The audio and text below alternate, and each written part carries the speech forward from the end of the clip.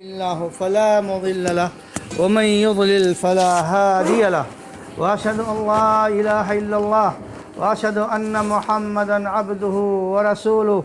يا أيها الذين آمنوا اتقوا الله حق تقاته ولا تموتن إلا وأنتم مسلمون يا أيها الناس اتقوا ربكم الذي خلقكم من نفس واحدة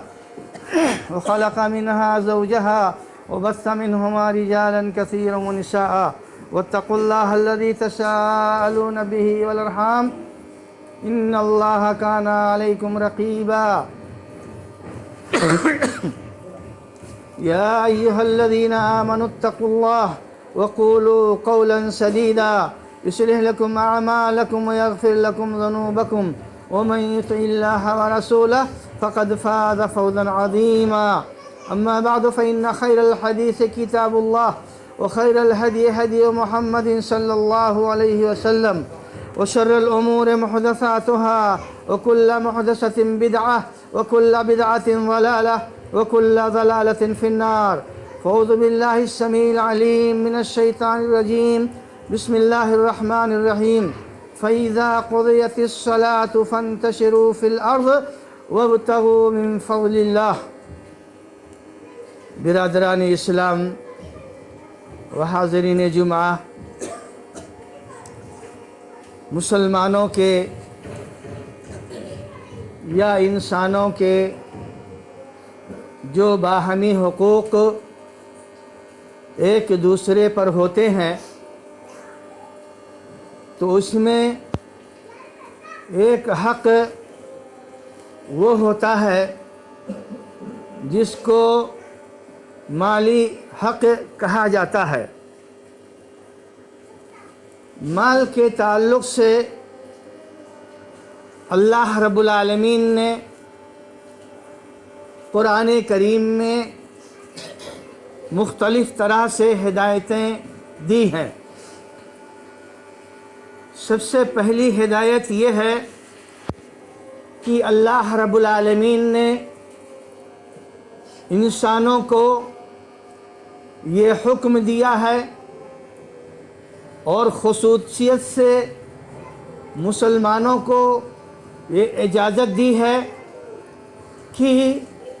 اپنی روزی اور روٹی کی تلاش کرنے کے لیے محنت اور مشقت جس کی ضرورت پڑ سکتی ہے وہ محنت اور مشقت کرو،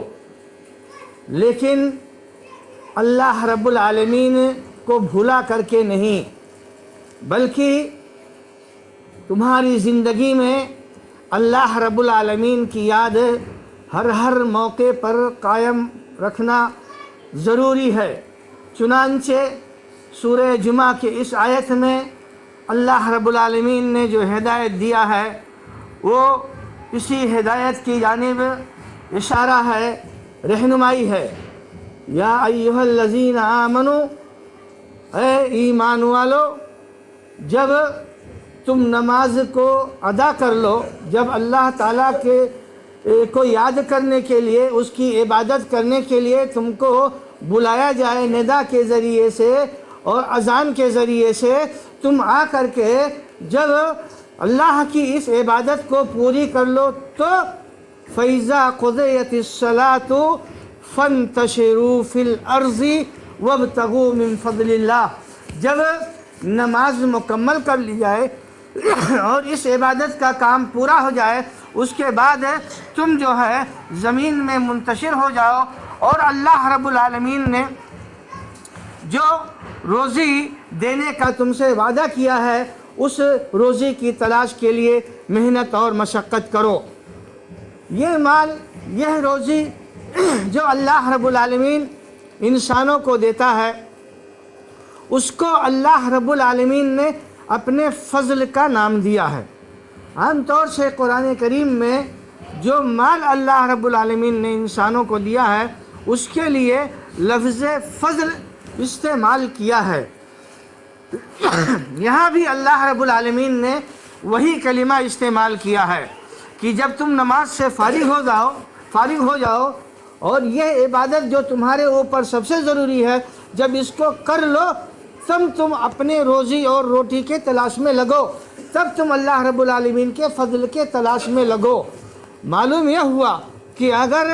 اذان دی جا چکی ہے اور نماز کے لیے آپ کو کہا جا چکا ہے، بلایا جا رہا ہے، تو ایسی صورت میں اب یہ جو اللہ کا فضل ہے اس کی تلاش کرنے کی کوشش بند کر دو، اس وقت رک جاؤ۔ اور جب یہ کام ہو جائے جو تمہارے لیے سب سے زیادہ ضروری ہے، روزی اور روٹی کا انتظام وہی رب کرے گا جس کی عبادت کر کے تم نکلتے ہو، لہذا جب یہ کام تمہارا ہو جائے تب تم نکلو اور پھر اللہ رب العالمین کے فضل کو تلاش کرو۔ اس فضل کو تلاش کرنے کے لیے اللہ رب العالمین نے قرآن کریم کی مختلف آیتوں میں ہم تمام انسانوں کو، بلکہ خصوصی طور سے ہم تمام مسلمانوں کو ہدایت دیا ہے۔ رب العالمین فرماتے ہیں کہ وَمِن رَحْمَتِهِ أَن جَعَلَ لَكُمُ اللَّيْلَ وَالنَّهَارَ لِتَسْكُنُوا فِيهِ وَلِتَبْتَغُوا مِن فَضْلِهِ۔ یہ اللہ رب العالمین کا فضل و کرم ہے تمہارے اوپر انسانوں، یہ اس کی رحمت ہے کہ اس نے تمہارے لیے رات کو بنایا ہے اور تمہارے لیے دن کو بنایا ہے۔ تو رات اور دن یہ تمہاری ضرورت کے لیے اللہ رب العالمین نے بنایا ہے۔ ایک میں تم کو محنت اور مشقت کر کے روزی کمانا ہے، اور دوسرے میں تم کو اطمینان اور سکون کے ساتھ آرام کرنا ہے۔ تو یہ ہم نے جو رات اور دن کا سلسلہ قائم کیا ہے، تو انسانوں یہ بھی ہماری ایک رحمت ہے جس کے بنیاد پر تمہارا یہ فائدہ ہوتا ہے، ورنہ اگر رات اور دن دونوں نہ ہوتی تو انسان کتنی پریشانی میں مبتلا ہوتا، اس کا اندازہ کوئی نہیں کر سکتا ہے۔ تو یہ اللہ رب العالمین کی رحمت ہے کہ اس نے تمہارے لیے رات اور دن دونوں کو بنایا تاکہ تم اس میں سکون حاصل کرو، اور تاکہ تم اللہ رب العالمین کے فضل کو تلاش کرو، یعنی وہ چیز جس کی تلاش کے لیے تم نکلتے ہو، جس کی تمہاری زندگی میں ضرورت ہوتی ہے، تو یہ سب اللہ رب العالمین کا فضل و کرم ہوتا ہے، لہذا تم اس کو تلاش کرو۔ فَابْتَغُوا عِندَ اللَّهِ الرِّزْقَ وَاعْبُدُوهُ۔ اللہ رب العالمین تم کو یہ ہدایت دیتا ہے اور تم کو یہ اجازت دیتا ہے کہ تم اپنے روزی کی تلاش کرو۔ فَابْتَغُوا، روزی تلاش کرو، یہ روزی ملے گی تم کو اللہ ہی کے پاس، لیکن تم کو تلاش کرنا پڑے گا۔ فَابْتَغُوا عِندَ اللَّهِ الرِّزْقَ وَاعْبُدُوهُ، اور اللہ رب العالمین کو یاد کرو، اللہ رب العالمین کی عبادت کرو۔ تو روزی تلاش کرنا اور اللہ رب العالمین کی عبادت کرنا، دونوں کو اللہ رب العالمین نے یہاں ساتھ ساتھ جوڑ دیا ہے، یعنی بغیر عبادت کے اگر روزی تلاش کرو گے تو اس کا مطلب کہ وہ سسٹم جو تمہارے لیے مسلمانوں اللہ کی یہاں مطلوب ہے، گویا کہ وہ سسٹم تمہارا پورا نہیں ہوگا۔ اور پھر اس کے بعد روزی کی جو نوعیت ہوتی ہے، وہ روزی کس نوعیت میں جاتی ہے، حلال کے کھانے میں جاتی ہے کہ حرام کے کھانے میں جاتی ہے۔ ظاہر بات ہے کہ جب اللہ کی ہدایت کے مطابق روزیاں نہیں تلاش کی جائیں گی تو وہ طریقہ ناجائز ہی سمجھا جائے گا۔ اسی وجہ سے خاص طور سے جمعہ کے دن کے تعلق سے علماء نے اس آیت سے، جو سورہ جمعہ کی آیت ہے، استدلال کر کے یہ کہا ہے کہ اگر کوئی آدمی اذان ہو جانے کے بعد بیع و شرا کرتا ہے، خرید و فروخت کرتا ہے، یا کوئی اور کسی اور کام میں مصروف رہتا ہے، تو اس کی کمائی جو اس سے حاصل ہوتی ہے یہ کمائی حرام کی ہو جاتی ہے۔ تو اللہ رب العالمین نے جو کمانے کا حکم دیا ہے تو ایک سسٹم دیا ہے اس کے لیے، اور اس سسٹم میں سب سے اہم چیز کیا ہے کہ اللہ رب العالمین کو یاد رکھنا ضروری ہے، اور اس کی عبادت جو تمہارے اوپر اللہ نے فرض کر دیا ہے وہ کرنا ضروری ہے۔ تو فرمایا کہ فَابْتَغُوا عِندَ اللَّهِ الرِّزْقَ وَاعْبُدُوهُ، اللہ کے پاس اپنی روزی تلاش کرو اور اس کی عبادت کرو، وَاشْكُرُوا لَهُ، اور اس کا شکر گزار بندہ بن کر کے رہو، شکریہ ادا کرو اللہ رب العالمین کا۔ تب گویا کہ روزی کمانے کا یہ ڈھنگ اللہ رب العالمین بتاتا ہے۔ اگر اس کی عبادت نہیں کرتے، خالی روزی کمانے میں لگے ہو، اس کا شکریہ نہیں ادا کرتے، جو روزی اللہ تعالیٰ تم کو دیتا ہے اس کی عبادت نہیں کرتے، تو گویا کہ تمہارا یہ سسٹم اور تمہارا یہ طریقہ غلط ہو جائے گا۔ تو بہرحال قرآن کریم کی ان آیتوں میں جو ہدایت ہم کو اور آپ کو دی گئی ہے، اس ہدایت کی روشنی میں ہماری ذمہ یہ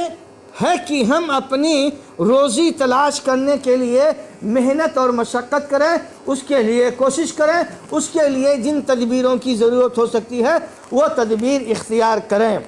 اللہ کے نبی صلی اللہ علیہ وسلم نے اپنی ایک روایت میں، ایک ہدایت میں مسلمانوں کو خصوصی طور سے یہ ہدایت دی ہے اور یہ فرمایا ہے کہ طلب الحلال واجب علی کل مسلم، کہ ہر مسلمان پر رزق حلال کا طلب کرنا تلاش کرنا یہ واجب اور ضروری ہے،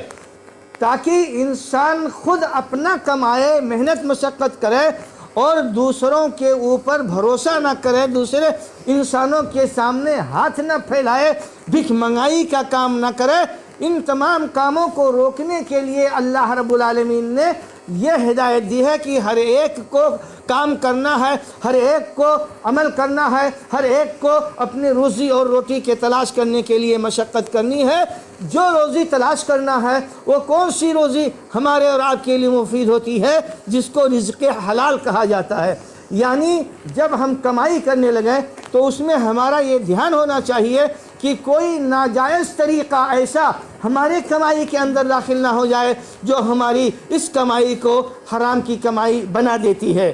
تو اللہ کے رسول صلی اللہ علیہ وسلم نے مسلمانوں کو جو ہدایتیں دیں اس میں یہ فرمایا آپ نے کہ طلب الحلال واجب علی کل مسلمین، کہ حلال روزی کا تلاش کرنا یہ ہر مسلمان کے اوپر واجب ہے، ضروری ہے۔ امام طبرانی نے اس روایت کو سند حسن سے روایت کیا ہے۔ تو یہ حکم کیا سمجھیے، لفظ فریضہ جو ہے یہ اس حکم کی جانب اشارہ کرتا ہے جو اس کے معنی میں پایا جاتا ہے۔ یہ رسول اللہ صلی اللہ علیہ وسلم کی صرف ہدایت ہی نہیں ہے بلکہ اللہ کے نبی صلی اللہ علیہ وسلم کا یہ حکم ہمارے لیے ہے۔ ایک صحابی تھے حضرت رافع رضی اللہ تعالیٰ عنہ، انہوں نے کہا کہ اے اللہ کے رسول صلی اللہ علیہ وسلم، کون سی کمائی زیادہ اچھی ہوتی ہے؟ کس طرح سے کام کیا جائے تو اس کو اچھی کمائی مانی جائے گی، بہتر کمائی مانی جائے گی؟ آپ نے کہا کہ وہ کمائی جو انسان اپنے ہاتھ سے کرتا ہے، یعنی صنعت اور حرفت کے ذریعے جو کمائی کی جاتی ہے وہ کمائی۔ اور اس کے بعد آپ نے فرمایا وَكُلُّ بَيْعٍ مَبْرُورٍ، اور ہر وہ بیع و شراء، ہر وہ تجارت جس میں بھلائی موجود ہو، یعنی جس میں سسٹم جو ہے وہ سسٹم صحیح ہو، غلط راستہ، غلط طریقے اور غلط سسٹم نہ آ جائے جس سے شریعت نے منع کیا ہے، یعنی اس میں کسی قسم کا کوئی سودی کاروبار نہ آ جائے۔ اور اس بیع و شراء کے تعلق سے جو بھی چیزیں ہیں ہر ایک کے لیے، خریدنے والے کے لیے، بیچنے والے کے لیے کنفرم ہونا چاہیے، اس میں کسی قسم کی جہالت نہ پائی جائے کہ چیز معلوم نہیں ہے اور آپ بیچ رہے ہو۔ اور اس کے علاوہ اور بھی سسٹم بیع و شراء کے تعلق سے شریعت نے دیا ہے۔ تو ہر وہ بیع و شراء جس میں ناجائز طریقہ نہ پایا جائے تو اسی کو بیع مبرور یہاں اللہ کے نبی صلی اللہ علیہ وسلم نے کہا ہے۔ تو صنعت اور حرفت جو انسان کرتا ہے، کوئی بھی کام ہو، چھوٹی سی صنعت انسان کے پاس ہوتی ہے، کچھ نہیں ہوتا ہے، آدمی بیٹھ کر کے جو ہے راستے پر پالش لگاتا،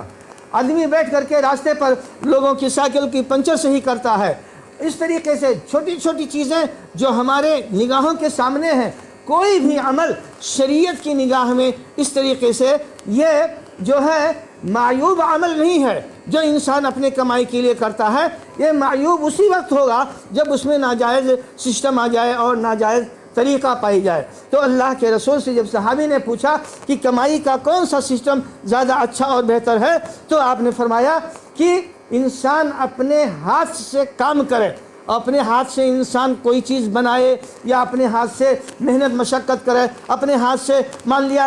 گاڑی پہ سامان لاد کر کے ڈھکیل رہا ہے، کوئی بھی کام ہو، شریعت میں کوئی کام اس حساب سے برا نہیں ہے اور خراب نہیں ہے۔ جی ہاں، تو اس طرح سے اپنے ہاتھ کے ذریعے کمائے، اور جو ہے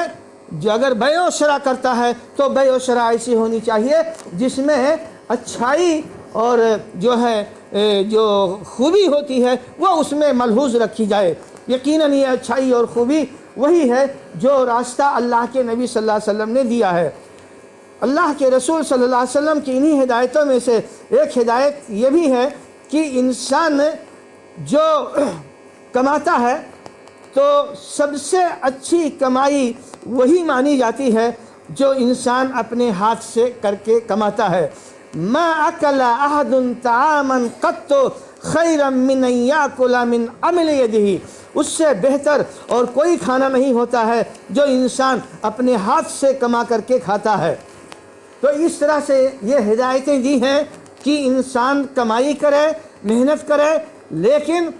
ان اصولوں کو یاد رکھے جو اصول شریعت نے آپ کو اور ہم کو دیا ہے، اور اس میں سب سے پہلی چیز یہ ہے کہ عبادت کو اللہ کے مقدم رکھے۔ عبادت کا جو وقت اللہ نے متعین کیا ہے اس میں کمائی نہ کرے۔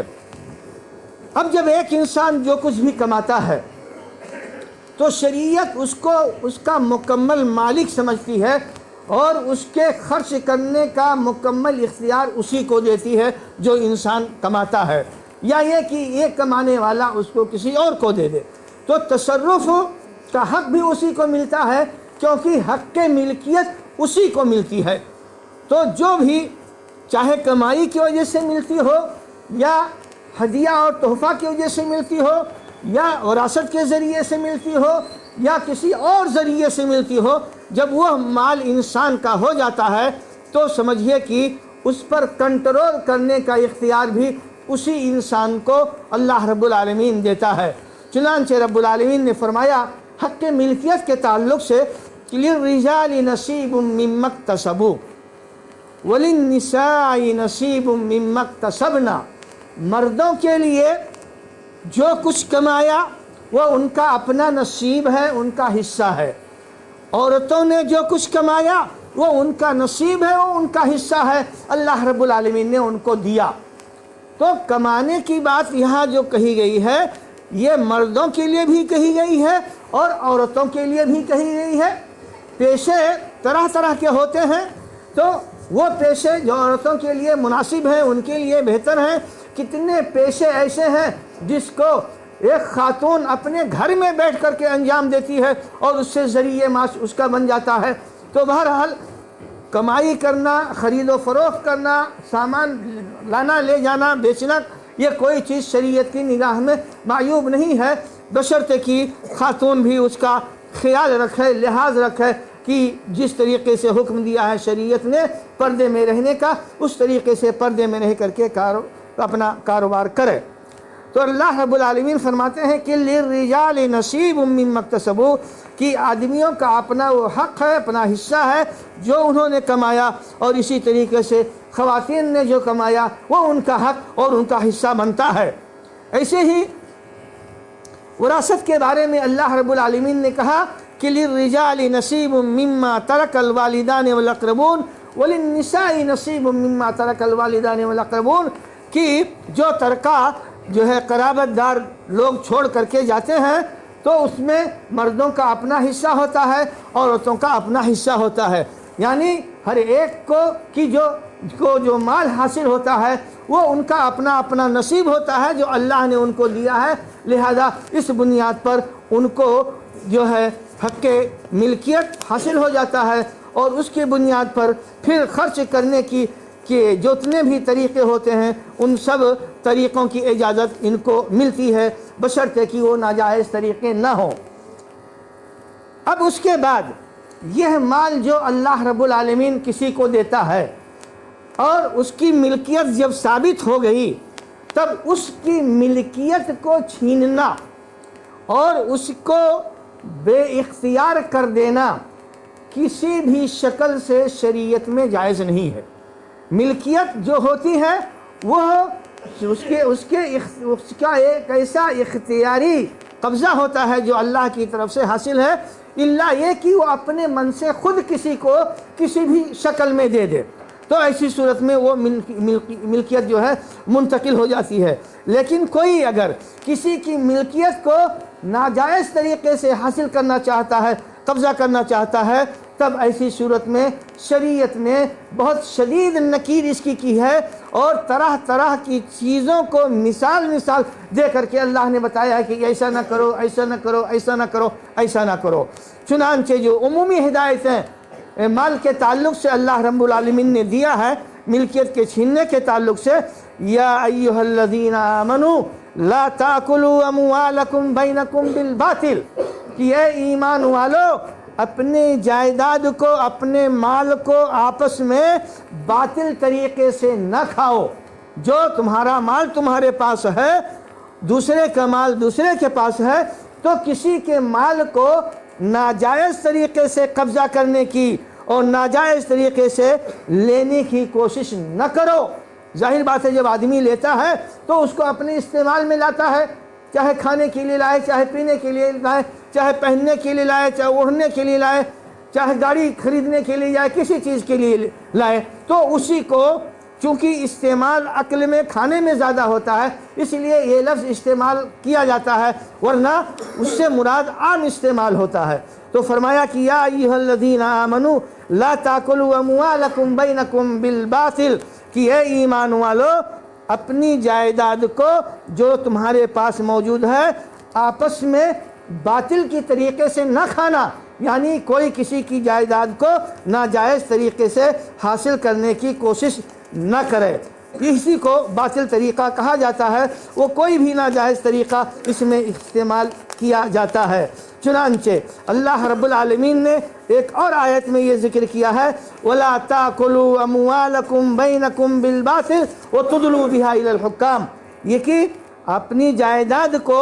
تمہارے پاس جو ہے تو کوئی ایک دوسرے کی چیز کو، ایک دوسرے کی جائیداد کو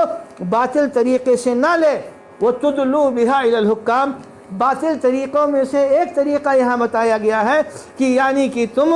حکام کو اپنا پیسہ دو، یعنی رشوت دو، تاکہ دوسرے کی جائیداد تمہارے نام منتقل کر دی جائے، یا دوسرے کا حق چھیننے کے لیے جو ہے حاکم کو پیسہ دو، جس کو رشوت کہا جاتا ہے۔ تو رشوت جو تم دیتے ہو دوسرے کا حق حاصل کرنے کے لیے، اگر تم رشوت دیتے ہو تو ایسی صورت میں اس کو اللہ رب العالمین نے یہاں منع کیا ہے، وَلَا تَأْكُلُوا أَمْوَالَكُمْ بَيْنَكُمْ بِالْبَاطِلِ وَتُدْلُوا بِهَا إِلَى الْحُكَّامِ، تم حکام کو پیسہ دیتے ہو لِتَأْكُلُوا فَرِيقًا مِنْ أَمْوَالِ النَّاسِ، تاکہ ایک فریق جو دوسرے کا مال ہے، دوسرے کی جائیداد ہے، اس پہ قبضہ کر کے اور اس کو استعمال کرے، اس کو کھائے پیے، تو یہ گناہ کے طریقے سے مال کمانے کا ذریعہ ہے۔ کیوں؟ اس لیے کہ تم نے جو مال کمانے کی حاصل کرنے کی کوشش کی، تم کو یہ معلوم ہے کہ وہ تمہارا نہیں ہے، یہ معلوم ہے کہ وقت وہ تمہارے کسی دوسرے بھائی کا حق ہے یا کسی دوسرے انسان کا حق ہے، چاہے وہ تمہارا دینی بھائی ہو، چاہے حقیقی بھائی ہو، اور چاہے ایک انسان ہو۔ بحیثیت انسان اس مسئلے میں سب کے سب برابر ہوتے ہیں، لہذا کسی بھی انسان کی جائیداد کو ناجائز طریقے سے لینا یہ شرعی طریقے سے نہایت بدترین جرم سمجھا جاتا ہے۔ تو اللہ نے فرمایا کہ لِتَأْكُلُوا فَرِيقًا مِّنْ أَمْوَالِ النَّاسِ بِالْإِثْمِ وَأَنْتُمْ تَعْلَمُونَ، تم دوسروں کی جائیداد کو لیتے ہو، دوسروں کے مال کو کھاتے ہو، ساتھ ساتھ گناہ ملائے ہوئے ہو۔ یہ گناہ والا کام کر کے تم نے یہ حاصل کیا ہے جو رشوت دی ہے دوسرے کی جائیداد کو لینے کے لیے، وَأَنْتُمْ تَعْلَمُونَ، اور یہ چیز تم کو بہت اچھی طرح سے معلوم ہے۔ جو لوگ بے ایمانی کرتے ہیں ان کو اچھی طریقے سے معلوم ہوتا ہے کہ یہ چیز اس کی نہیں ہے، لیکن دلالی کے ذریعے سے، زبان کی طاقت کے ذریعے سے، عقل کے ذریعے سے، 420 کے ذریعے سے اور جھوٹے کاغذات کے ذریعے سے یہ سب کامیں بے انتہا ہمارے معاشرے میں مسلمانوں کے ہاں چلتی ہیں، دوسروں کے ہاں اتنا نہیں چلتی ہیں جتنی اپنے مسلمانوں کے ہاں چلتی ہیں۔ آج آپ اپنے مالیگاؤں میں دیکھیے تو اتنے آدمی آپ کو ملیں گے دادا اور کاکا کے نام سے جن کا یہی کام ہے۔ ان کی زمین دیکھتے لے جا کر کاغذ بنوا لیا، دوسرے کے ہاتھ سے بیچ دیا، پھر وہ تیسرے کے ہاتھ سے بیچ دیا۔ یہ پوری پارٹی ہے آپ کے اس علاقے میں، خاص طور سے یہی کام کرتے ہیں، چوری، دلالی، مکاری، 420، تو یہ سب وہ ناجائز طریقے ہیں جس کو نصاً شریعت نے منع کیا ہے اور اس سے مسلمانوں کو روکا ہے، ہدایتیں دی ہیں۔ لیکن کون مسلمان مانتا ہے؟ مسلمان تو سب ہیں لیکن ماننے والے کون ہوتے ہیں؟ طاقت اللہ نے دیا ہے، عقل اللہ نے دیا ہے، جماعت بنا لیں گے جھوٹوں کی، 10-20 جھوٹوں کی، تو ایک آدمی سیدھا سادہ آدمی کیا کرے گا؟ گھیر لیں گے، ارے ایسا نہیں، ارے ایسا نہیں۔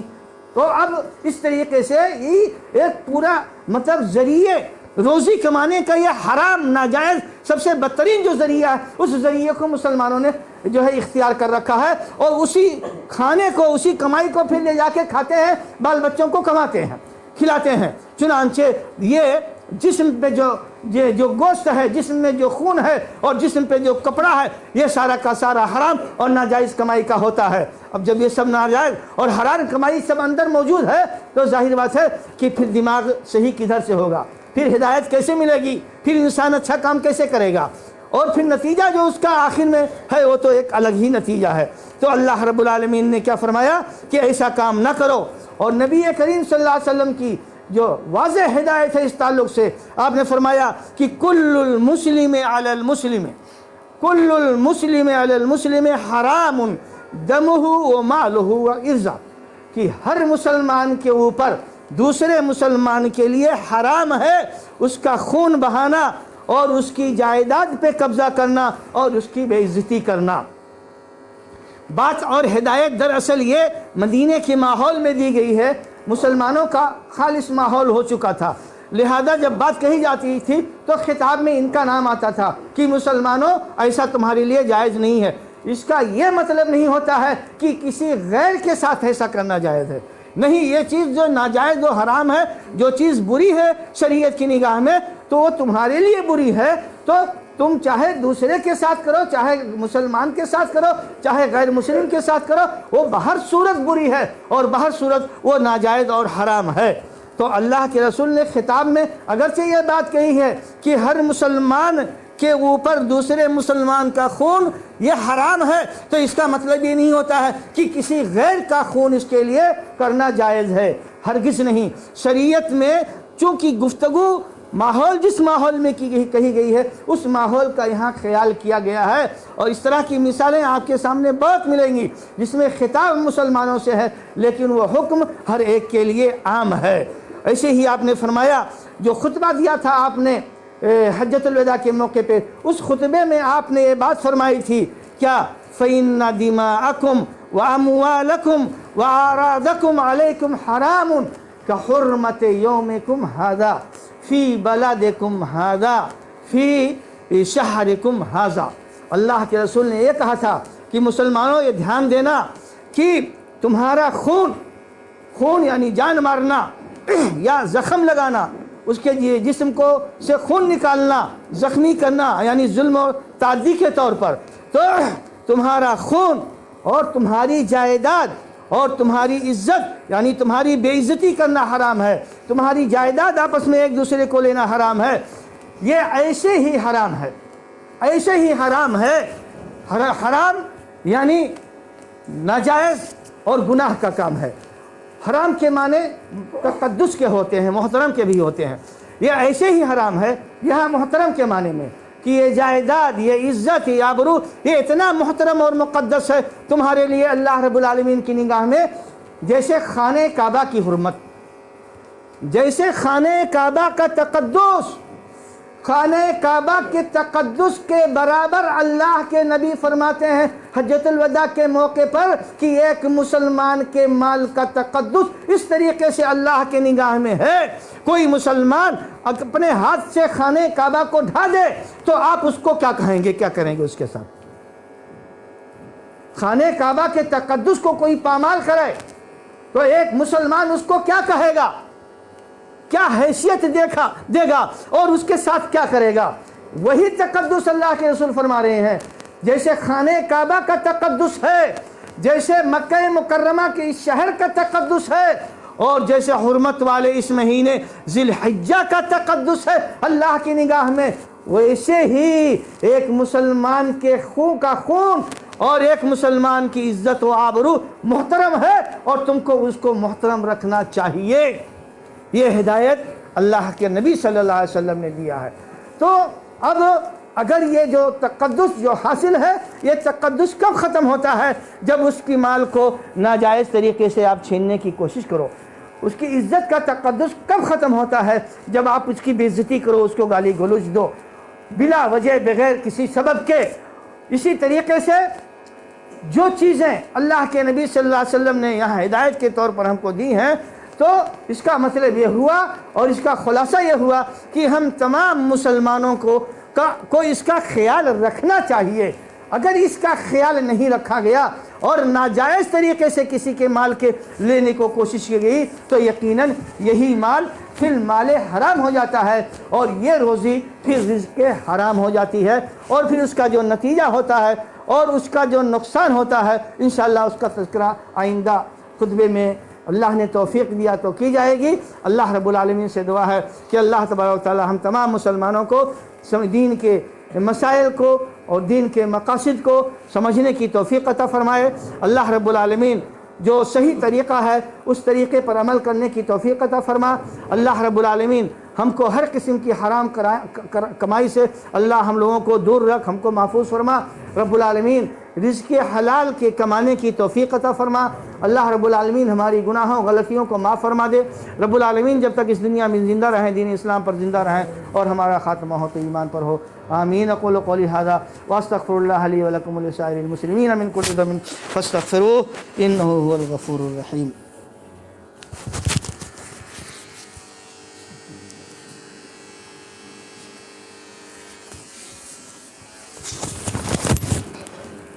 الحمد للہ نحمدہ ونستعینہ ونستغفرہ ونعوذ باللہ من شرور انفسنا ومن سیئات اعمالنا من يهده الله فلا مضل له ومن يضلل فلا هادي له واشهد ان لا اله الا الله واشهد ان محمدا عبده ورسوله ان الله وملائكته يصلون على النبي يا ايها الذين امنوا صلوا عليه وسلموا تسليما اللهم صل على محمد كما صليت على ابراهيم اللهم بارك على محمد وعلى ال محمد كما باركت على ابراهيم عباد اللہ رحمني ورحمكم الله ان الله يأمر بالعدل والإحسان وإيتاء ذي القربى وينهى عن الفحشاء والمنكر والبغي يعظكم لعلكم تذكرون